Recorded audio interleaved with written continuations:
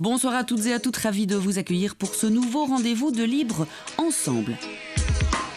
Ce soir, on vous propose un grand entretien avec l'épidémiologiste Marius Gilbert, qui a récemment publié un livre intitulé « Juste un passage au JT ». Il revient sur plus d'un an de gestion de cette pandémie qui a bousculé nos sociétés. Sandra Evrard, rédactrice en chef de la revue Espace de Liberté, l'a rencontré pour nous. Marius Gilbert, bonjour. Bonjour.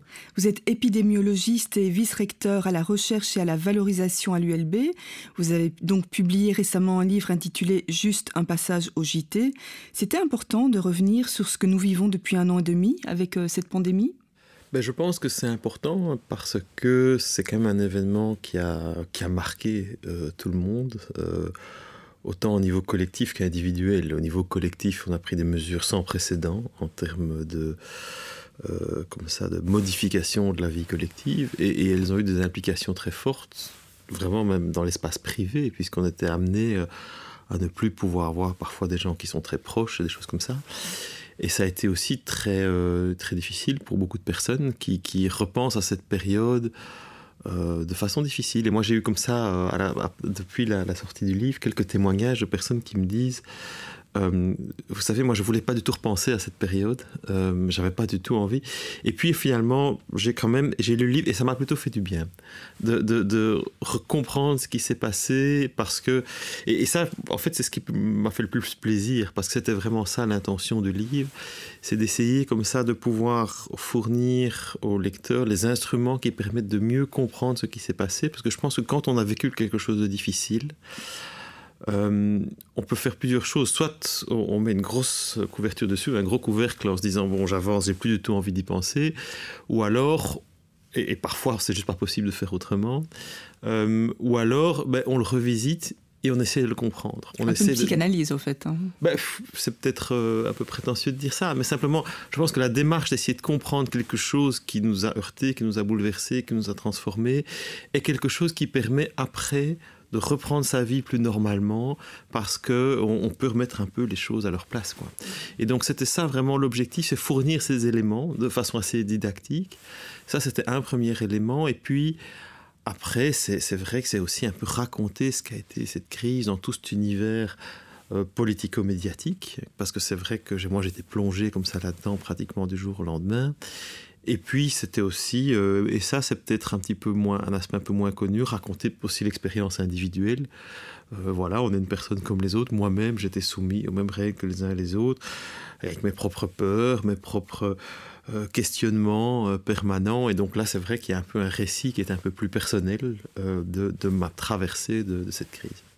Et quels sont les messages qui vous semblent encore cruciaux de diffuser actuellement ?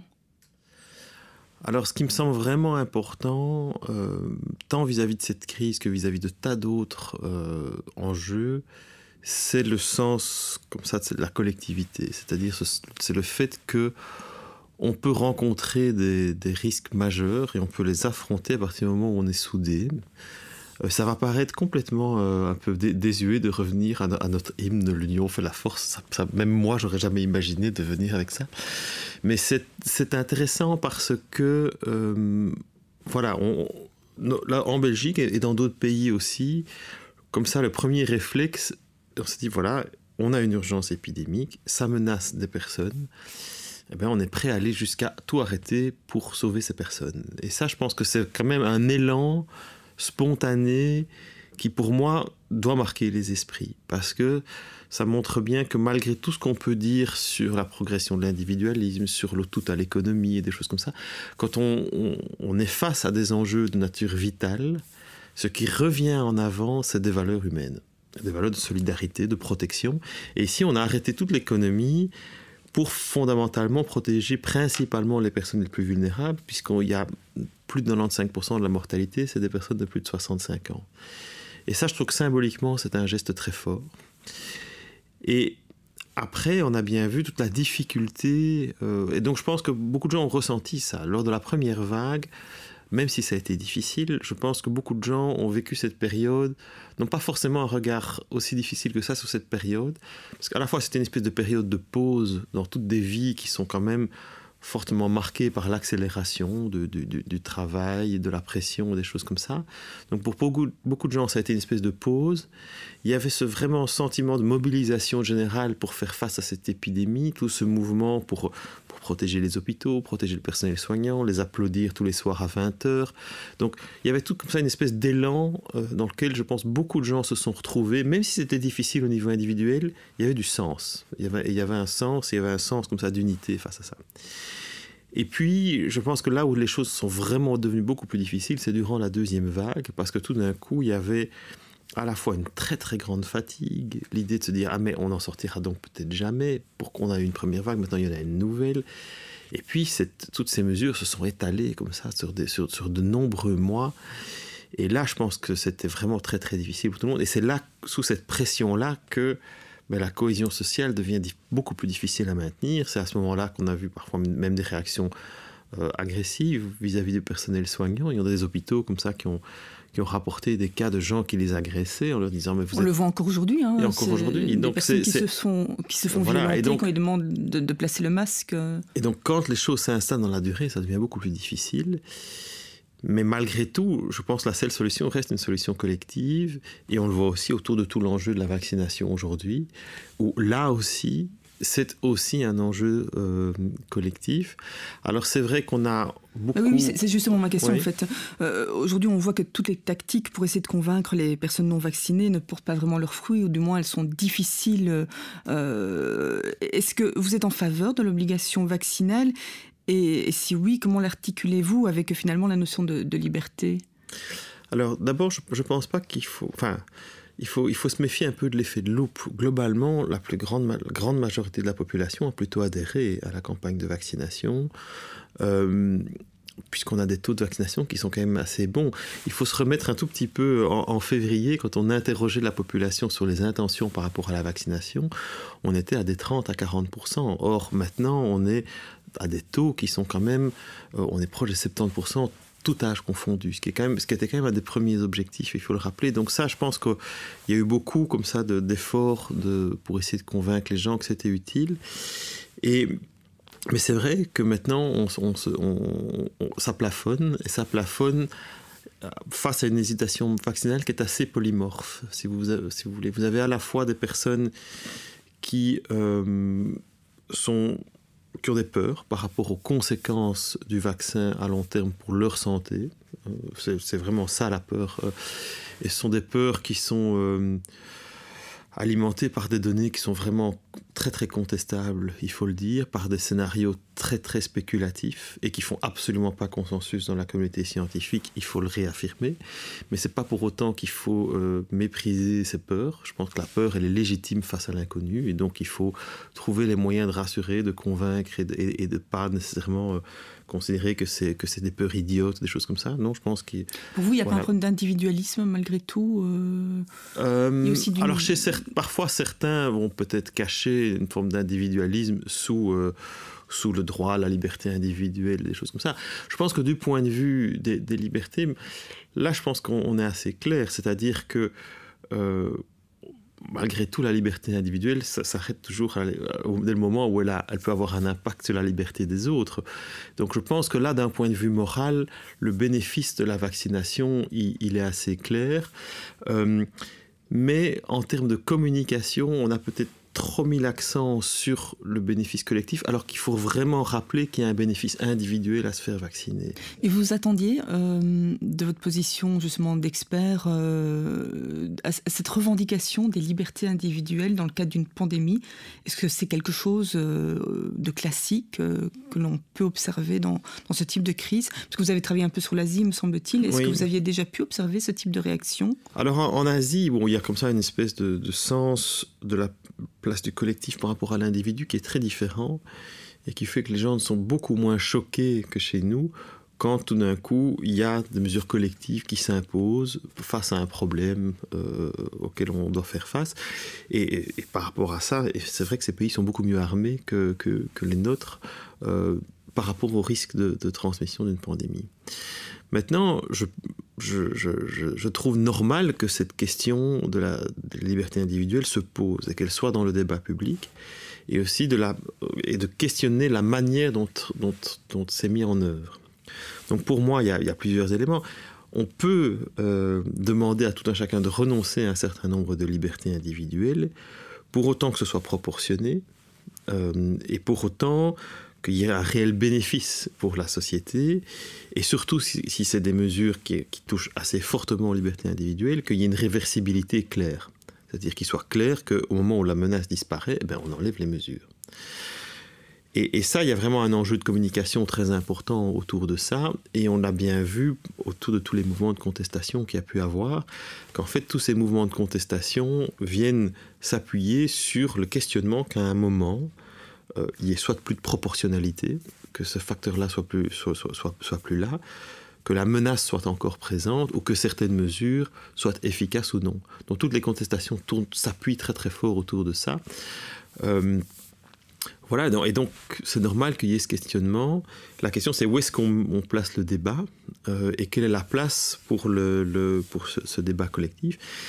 Mais bon, malgré tout, on est dans une démocratie représentative, et ceux qui ont pris ces décisions sont des personnes qui sont élues démocratiquement. Alors on peut contester le fait qu'ils s'emparent de ce pouvoir, mais alors il faut proposer autre chose et utiliser de toutes les voies, les mécanismes qui sont à la disposition de nos citoyens pour faire valoir leur voix. Mais cette pandémie a aussi entraîné donc des discours et des comportements de méfiance envers l'autorité, les médias, mais aussi la science. Comment l'expliquez-vous? Est-ce que vous ressentez cette nécessité de réhabiliter le discours scientifique? Alors je pense que si ça a alimenté une méfiance vis-à-vis de la science, c'est parce que tout d'un coup la science a été vue comme étant accolée au pouvoir. En fait. Voilà. Accolée au pouvoir.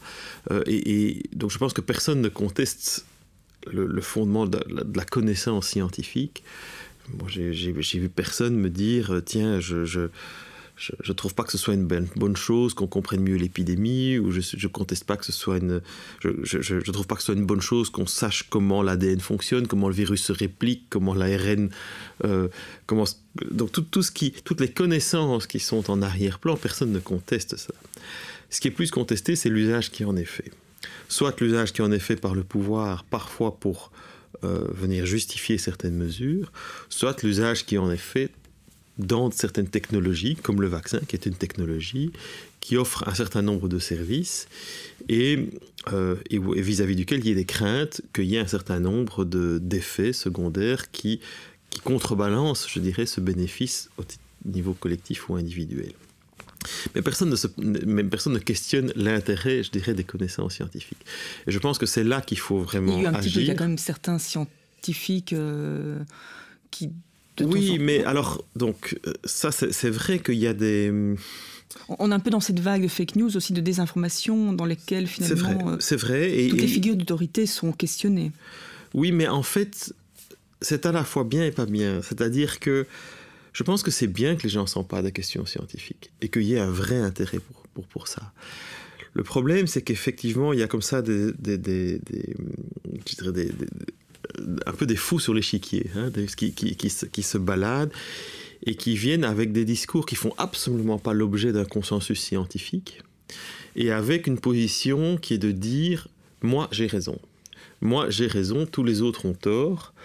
Et ça, c'est déjà à la base, c'est le contraire de la démarche scientifique, parce qu'un scientifique qui vient dire « moi j'ai raison, tous les autres ont tort », derrière ça, il faut qu'il étaye sa position.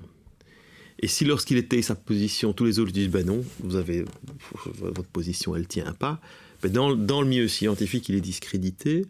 Par contre, si cette position-là, il l'étaye sur une vidéo YouTube, sur Facebook ou n'importe où ailleurs, mais les personnes qui vont écouter cette position n'ont pas les outils, je dirais, en termes pour pouvoir décoder cette position et pour pouvoir, en fait, relativiser son crédit. Et comment ça, vous êtes dans le milieu académique, à l'université, quels sont ces outils qui pourraient être donnés non seulement aux étudiants, évidemment, mais aussi à l'ensemble de la population pour finalement mieux comprendre des discours ou des concepts un peu compliqués comme mais ça? Je pense que la démarche critique, elle est très très importante. La première chose, c'est la notion de démarche scientifique. C'est-à-dire qu'une affirmation, à un moment donné, une affirmation scientifique, doit s'appuyer sur un certain nombre d'observations, de déductions. Donc il y a toute une construction logique interne à la science. Mais pour avoir écouté certaines de ces vidéos, en fait, elles empruntent le langage de la démarche scientifique et elles sont très difficiles à décoder parce que tout d'un coup, on vient comme ça proposer toute une série d'explications qui sont justes. Par exemple, au fonctionnement d'un virus, au fonctionnement des vaccins, etc. Et puis tout à la fin, on vient dire « et il y a ce risque-là ». Et alors moi, avec l'occasion, je peux dire « oui, mais enfin, ce risque-là, il est invraisemblable ». Il n'y a rien enfin, il y a peut-être 1 ou 2 articles, des choses comme ça, qui auraient pu suggérer que ce risque existe, mais je ne pense pas qu'il soit vraiment, et c'est un sentiment partagé, que ce risque soit vraisemblable. Et c'est là, c'est cette étape, cette dernière étape qui vient comme ça, et qui est très très difficile à contrer si on n'a pas comme ça tout ce bagage. Et là, je ne vois pas très bien comment faire. C'est l'esprit critique malgré tout. Oui, mais je pense qu'il faut quand même rappeler en science que la force et la valeur du consensus. C'est-à-dire que les génies sont quand même assez rares. Alors parfois, il y a des personnes qui sont des précurseurs dans le domaine de la science, on l'a vu parfois, et qui après ça arrivent à convaincre d'autres personnes. Mais même les précurseurs sont reconnus parfois dans le temps, mais ils sont reconnus par leur pairs. Ils ne restent jamais précurseurs ou seuls et isolés. Et ça, je pense qu'il faut vraiment le transmettre. Et parce qu'en fait, on a exactement la même chose du côté, par exemple, du changement climatique. Sauf que là, la science n'est pas forcément du côté du pouvoir. Enfin, ça dépend de quelle position on adopte par rapport au changement climatique. Mais là aussi, il y a tout un discours de scepticisme, et cette fois-ci de climato-scepticisme qui s'est développé, mais qui est en fait un discours complètement marginal dans la communauté scientifique, qui dans sa très très grande majorité est d'accord avec l'observation que le changement climatique est une réalité et que... Il aura fallu au moins 20 ans pour arriver à ce consensus. Peut-être pas dans la communauté scientifique, je pense que le consensus est là depuis très très longtemps. Dans la communauté scientifique. Dans la communauté scientifique. Mais il y avait certaines voix, mais ces voix-là avaient une espèce de caisse de résonance parce que ces voix-là servaient à un discours qui dit voilà, on peut continuer à faire comme on faisait avant. Les lobbies, en fait. Et donc, il y a une vraie valeur au consensus scientifique. Et ça, je pense qu'il faut vraiment le rappeler avec force, que ce n'est pas parce qu'il y a une voix qui utilise un langage scientifique que cette voix est représentative de ce que la communauté scientifique pense. Et ces voix-là sont parfois hyper amplifiées. Et je pense qu'il faut toujours se poser la question de se dire pourquoi est-ce que cette personne a besoin de communiquer sur Facebook ou sur YouTube pour se faire connaître ou pour faire valoir sa voix. Pourquoi est-ce que cette personne n'emprunte pas les canaux habituels du discours et de la discussion des connaissances scientifiques. Et ça, je pense que ça doit vraiment amener à une grande prudence vis-à-vis de ces discours-là. A contrario, on parle beaucoup de la participation citoyenne, tant dans l'exercice du pouvoir. Vous en parlez aussi peut-être, je pense, par rapport à la dissémination des connaissances scientifiques et de l'implication donc, de la société civile pour revitaliser ce processus. Quel est le rôle que les académiques peuvent jouer face à cet outil qui est quand même très intéressant ? Mais je pense qu'il y a vraiment un rôle important parce que justement pour développer comme ça le fait que les gens soient plus familiers avec la démarche scientifique, mais on ne peut pas considérer comme ça que les scientifiques, les experts vivent comme ça dans une espèce de bulle de savoir où ils n'interagissent qu'entre eux, et puis qu'après ce sont des espèces de sachants qui vont pouvoir venir dire la bonne parole aux gens, entre guillemets, ignorants qui n'en font pas partie. Ça, je pense, c'est une vision complètement dépassée et qui, en plus, n'amène à rien de constructif dès le moment où des gens scientifiques se trouvent au cœur de la société. Et donc, c'est pour ça qu'il faut je pense vraiment qu'il faut un engagement beaucoup plus clair de la communauté scientifique au sens large, dans la dissémination non seulement des connaissances, mais aussi de la démarche scientifique qui appuie ces connaissances. Bon, expliquer non pas comment on pense que les choses sont, mais comment est-ce qu'on est arrivé à penser ça. Quel était le cheminement qui nous a amené à considérer que n'importe quel résultat scientifique. Et là, je pense qu'il y a un engagement assez fort et qui peut concerner la communauté scientifique au sens large. Et il faut y aller, parce que je pense vraiment que c'est un enjeu de démocratie important dès le moment où différentes crises comme ça vont avoir des questions scientifiques en leur cœur. Donc ça, c'est de la communication, mais est-ce qu'il y aurait moyen également d'impliquer davantage les citoyens dans une véritable participation, comme c'est déjà en cours dans certaines, comme par exemple dans les cantons de l'Est, ils font des essais de participation citoyenne au niveau du pouvoir. Est-ce que c'est quelque chose qui est envisageable? Donc il y a deux questions. Il y a la première question, c'est la question de la participation citoyenne au pouvoir à différents niveaux et au processus décisionnel et la richesse qu'ils peuvent apporter à ce processus décisionnel. Et là, effectivement, il y a beaucoup de choses très intéressantes à faire. Et ça peut être au niveau fédéral, régional, mais parfois à l'échelle d'une commune. Et il y a comme ça des initiatives de démocratie participative qui se développent à différents niveaux et qui ont à la fois le bénéfice d'enrichir le débat démocratique des élus qui ont été... qui ont cette légitimité démocratique, mais ça permet aussi aux citoyens de se rendre compte qu'une certaine manière ils sont entendus et de réduire comme ça cette séparation qu'on peut avoir entre le pouvoir et les citoyens. Ça, c'est la première chose. Mais la deuxième chose, c'est aussi des approches participatives au niveau de la science. Et il y a aussi tout un courant au niveau de ce qu'on appelle de l'open science, donc de la science ouverte, qui recouvre à la fois le fait que les scientifiques partagent leurs données, que les publications scientifiques soient accessibles au grand public sans qu'il y ait de limitation de coûts liées à l'accès de la part des éditeurs, mais ça recouvre aussi des initiatives qui permettent à faire des démarches scientifiques participatives, ou parfois définir des questions de recherche avec des citoyens, ou bien les impliquer eux-mêmes dans de la recherche collective. Et ça a beaucoup de bénéfices justement pour bien montrer comment se construisent les connaissances et comment la démarche scientifique permet de progresser dans ces connaissances. Ça pourrait être intéressant aussi au niveau de la gestion justement des comorbidités. On sait très bien que dans cette pandémie, mais ça pourrait être le cas pour d'autres pathologies, les comorbidités jouent un rôle important. Est-ce que faire participer la population à ces préventions, je pense au diabète notamment, ça pourrait être aussi une démarche qui serait intéressante, donc à nouveau au niveau participatif. Oui, mais ça rejoint en fait tous les défis de la communication en termes de la prévention, et on l'a bien vu pendant la pandémie, c'est-à-dire que en fait, la communication de masse, elle fonctionne en partie. C'est-à-dire, quand je parle de la communication de masse, ce sont les journaux télévisés, c'est des panneaux Facebook, c'est toute cette communication qui peut être institutionnalisée et collective. Mais à un moment, elle cale. Elle cale parce que parfois, elle est généraliste, donc elle n'est plus du tout ciblée par rapport aux instruments de communication que les uns et les autres utilisent.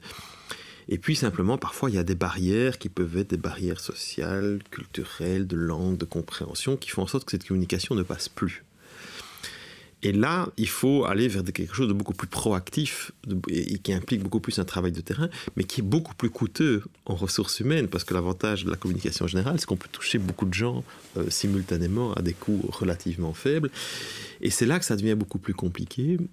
Et donc, effectivement, le fait comme ça d'impliquer dans différents lieux, de décentraliser en fait la communication par différents interlocuteurs, permet comme ça de démultiplier les initiatives de terrain et de faire en sorte que des personnes elles-mêmes qui ont été convaincues deviennent elles-mêmes des ambassadeurs de cette connaissance auprès de leurs proches, etc. Et de proche en proche, d'arriver comme ça à mieux diffuser un certain nombre... C'est l'émancipation aussi citoyenne. Et donc c'est vraiment essayer de... Moi j'aime beaucoup le terme anglais de empowerment, qui est vraiment cette idée de donner les moyens donner à chacun... Capacitation, je pense. Mais le terme français n'est pas très... La capacité... Voilà, c'est un cauchemar de dyslexique, ce terme. Enfin, voilà. Mais donc, c'est donner à chacun la capacité d'agir et les moyens d'agir. Et parfois, c'est de l'information. Et ça, je pense que c'est vraiment aussi une démarche qui est très, très positive et constructive, parce que chacun est l'expert de sa propre vie et que c'est que de cette manière-là qu'on peut avoir un engagement durable par rapport à un enjeu collectif. On sait également que parmi vos préoccupations, il y a celle du changement climatique. Vous vous êtes penché dans vos recherches sur le concept de One Health, donc autrement dit la santé circulaire. Pourriez-vous nous résumer ce qui en est ressorti et pensez-vous qu'il s'agisse d'un concept intéressant pour aborder à l'avenir la gestion des liens existants entre la santé et notre environnement ? C'est un concept assez central qui a émergé au cours des 15-20 dernières années.